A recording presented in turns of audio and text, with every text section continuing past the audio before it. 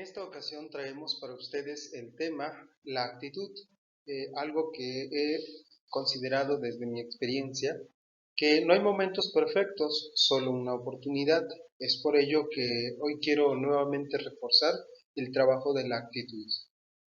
Quiero que analicemos un video en donde refleja la historia de algunos personajes Walt Disney, en toda su el vida mundialmente reflejan conocido una productor actitud y de animador lucha, estadounidense, superación, tuvo una carrera muy salir difícil, adelante, habiendo enfrentado de no enormes conformarse descensos en con su lo que vida tienen. profesional. Y Estudió gracias a la técnicas de actitud dibujo que ellos aspirando manifestaron, pues el mundo laboral, la vida les mostró pues otros caminos. a obtener trabajo como caricaturista del periódico The Kansas City Star, pero fue rechazado en múltiples ocasiones alegando que a sus dibujos les faltaba creatividad. Pese a las duras críticas, abrió su primera animadora en 1921, la cual estaría enfocada a producir cortometrajes basados en cuentos infantiles. Sin embargo, los ingresos de esta no alcanzaban a cubrir los gastos de producción, por lo que la empresa tuvo que cerrar tan solo 2 años más tarde. No viéndose doblegado por el fracaso, Disney decidió mudarse a Hollywood, donde según se dice no tenía nada más que $40 y la cinta incompleta de la última película producida por su compañía,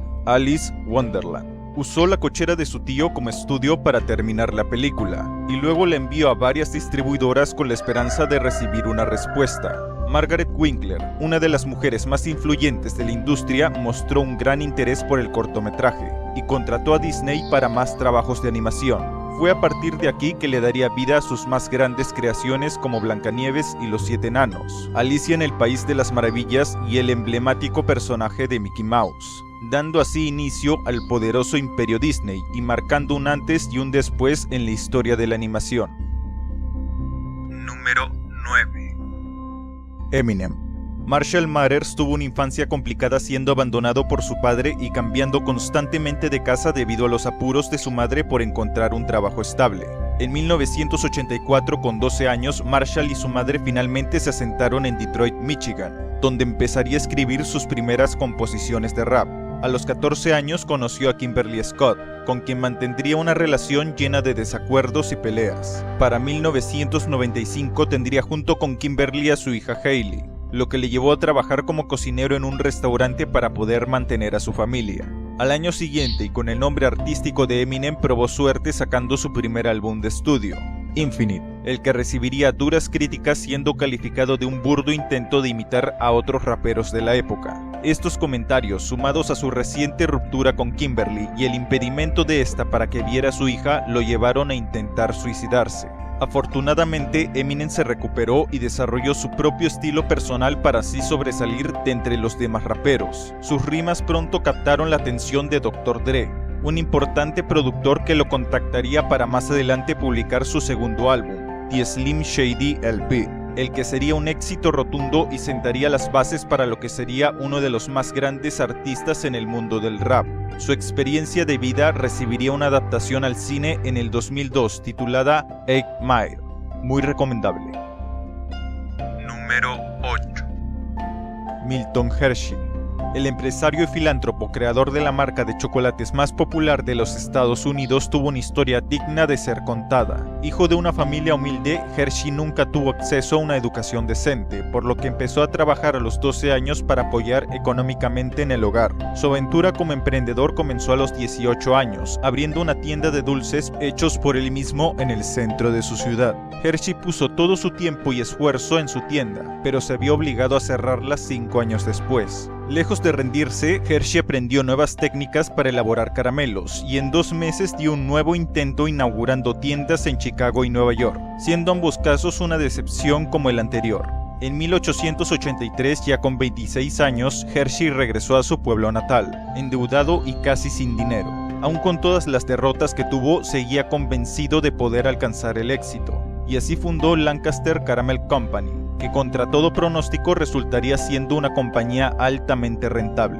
Pronto su empresa fue uno de los mayores fabricantes de dulces del país, pero con el pasar de los años, Hershey contempló el chocolate como la mejor opción para un negocio. Arriesgando todo lo que había ganado hasta ese momento, vendió su compañía para financiar la apertura de su próxima fábrica, Hershey Chocolate Company, cuyos productos recibirían una aceptación a tal punto de convertir a la compañía en lo que es hoy en día. y pensar que muchos habrían claudicado de la peor manera luego de haber caído tantas veces.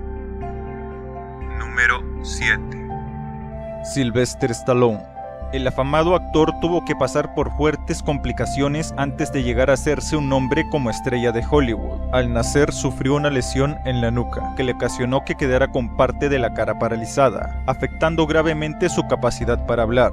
De joven era un pésimo estudiante, pero conforme iba creciendo entendió que su verdadera pasión era la actuación. Para 1975 frecuentaba las agencias cinematográficas, lugares de los que era rechazado una y otra vez. Su necesidad de dinero lo empujó a cometer actos que nunca se imaginó. Vendió las joyas de su esposa sin permiso, actuó en una película pornográfica de bajo presupuesto y se vio forzado a vender a su perro por $25 al darse cuenta de que no podía alimentarlo. Semanas después asistió al encuentro entre Muhammad Ali y Chuck Wepner, en donde destacó la increíble resistencia de Wepner. Esto inspiró a Stallone a escribir en un lapso de 20 horas el guión original de la película Rocky, y no tardó nada en buscar agencias interesadas en él. El guión cayó en manos de unos productores quienes le ofrecieron $125,000 por él. A pesar de estar en necesidad, Stallone rechazó la oferta esperando a que se le permitiera interpretar el papel principal. La oferta ascendió a más de $300,000, pero aún así el actor se mantuvo firme y finalmente los productores aceptaron pagándole solo $35,000. Lo primero que hizo fue recuperar a su perro, por el cual tuvo que pagar $15,000, una cantidad que para él no era nada comparada con su querida mascota. Rocky pasó a la historia como una película de culto, ganando 3 Oscars y consagrando la carrera del recién llegado actor.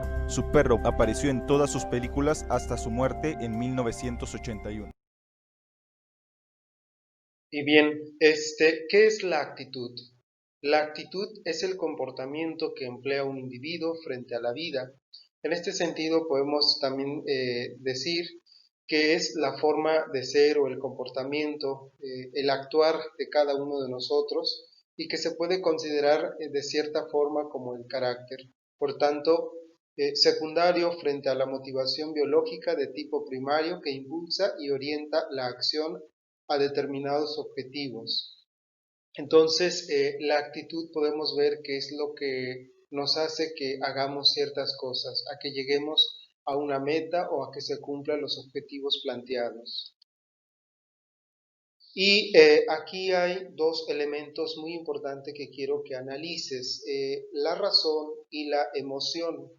Cuando en un proceso, en un trabajo, la razón aumenta, es decir, tienes más capacidad de analizar, más desarrollado el pensamiento lógico matemático. Cuando eso empezamos a desarrollar más, la emoción empieza a bajar, ¿sí? La emoción empieza a ponerse frío. Hay mucha gente que dice que esa persona es muy lógico, por lo tanto genera emociones frías, ¿no? Es muy cortante o te dice las cosas como son, pero aquí esta persona ha desarrollado o empieza a inclinarse más por la razón que por la emoción. Eso es necesario que empiece a darse cuenta de qué está haciendo mal y qué necesita mejorar.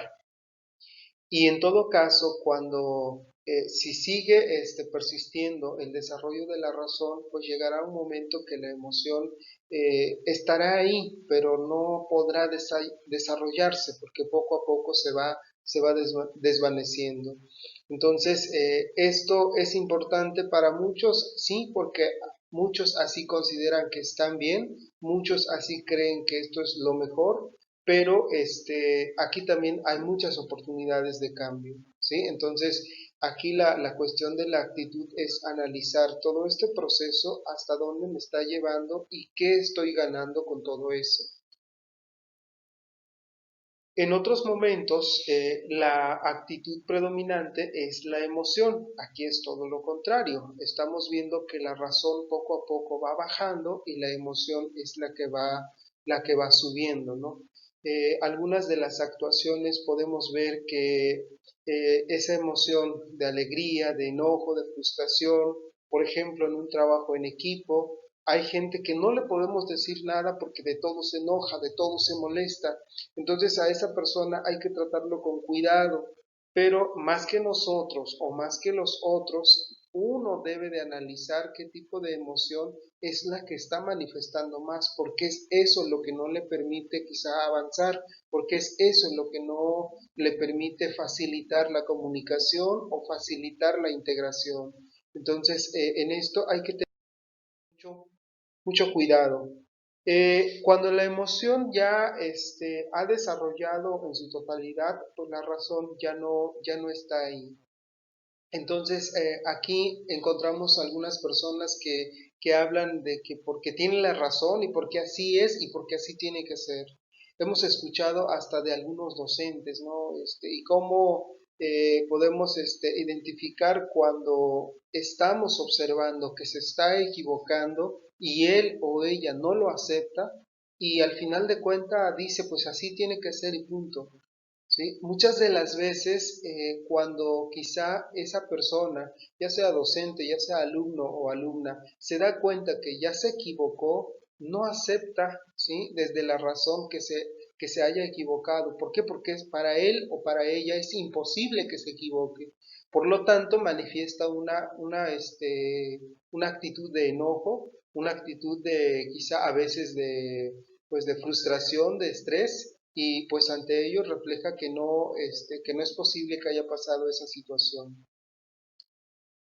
¿Qué es lo recomendable en este proceso? Bueno, para mantener una buena actitud debemos de aprender a trabajar con la razón y con la emoción, con la parte de la lógica, ¿sí? Y con la parte de cómo se manifiestan nuestras emociones.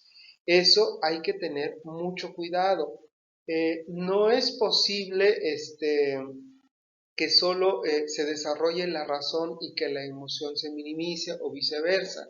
Aquí el punto neutral o el punto de equilibrio es que ambas partes puedan desarrollarse.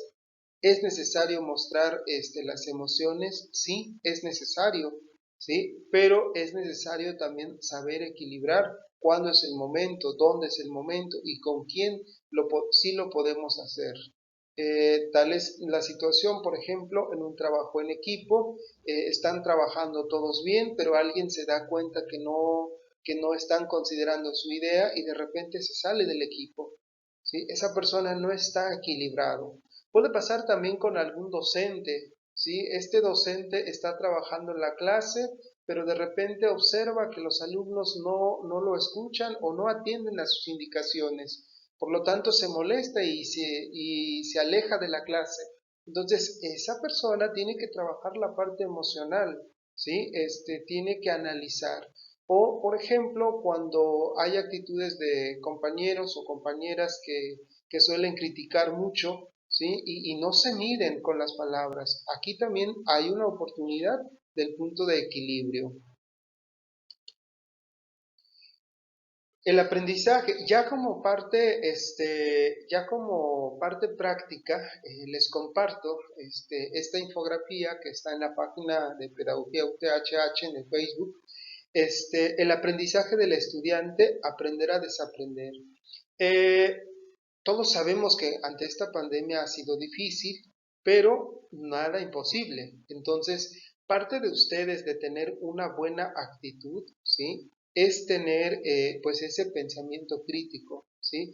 En ese pensamiento crítico nosotros podemos encontrar la capacidad de análisis o del pensamiento lógico, lo que te hace mover para poder encontrar pues nuevas estrategias, aquello que te despierta esas habilidades y capacidades para que tú te puedas, para que tú puedas enfrentar a las actividades escolares. Y para ello, pues debes de tener las competencias, ¿sí? Esto no se logra, de simplemente porque el docente sea excelente en su exposición o porque tu equipo de trabajo son muy buenos. Estas competencias se logran a medida que tú te integras en el análisis, en la reflexión, en todas esas habilidades mentales, en todas esas habilidades emocionales, en todas esas habilidades sociales que se van desarrollando.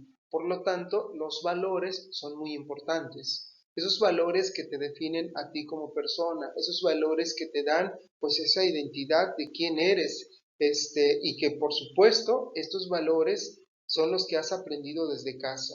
Entonces, en esta situación, pues es necesario que tú aprendas ante esta pandemia a crear estrategias, a ser más competente, a tener valores y a tener un pensamiento crítico. Otra de las habilidades puesta en práctica de la actitud, por ejemplo, en el aprendizaje, les comparto esta otra infografía, el aprendizaje cooperativo. Este aprendizaje, cuando tú tienes actitud, eres capaz de escuchar al otro, eres capaz de reconocer la participación del otro.